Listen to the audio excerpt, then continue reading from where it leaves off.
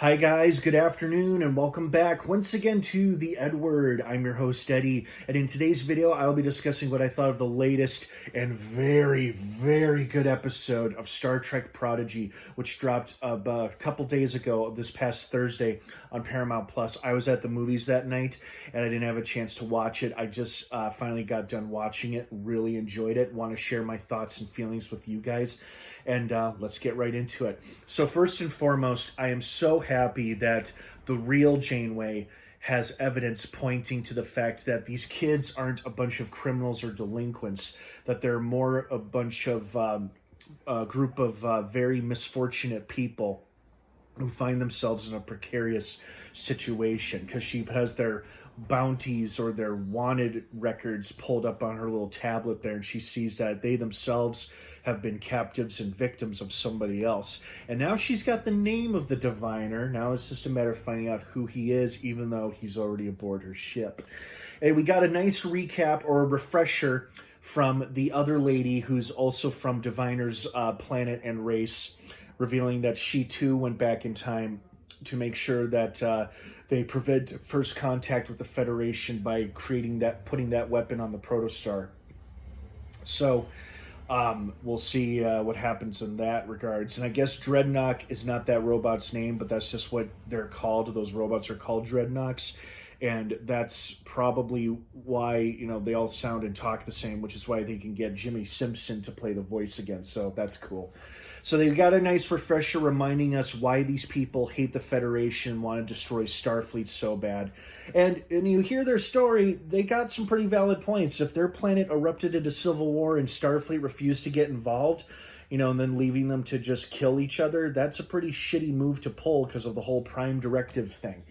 So it was nice to get that refresher as to why the Diviner and his people hate and fear the Federation and Starfleet so much, and why they put that terrible destructive weapon aboard the protostar.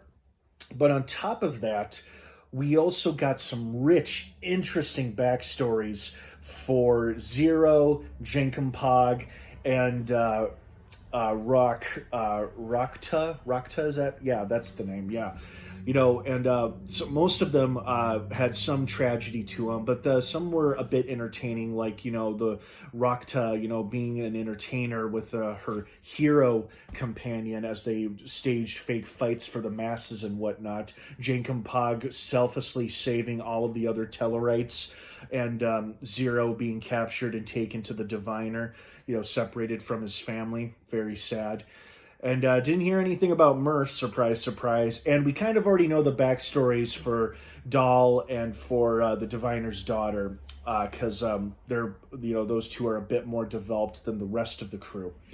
But it was still a great backstory episode for our characters. Like, we already like these characters for different reasons, but now that we've learned more about them and, we've seen their past and where they come from and why they are the way they are. Like, they revealed why Jenkinpog refers to himself in the third person. Is it third person or first person? I think it's third person.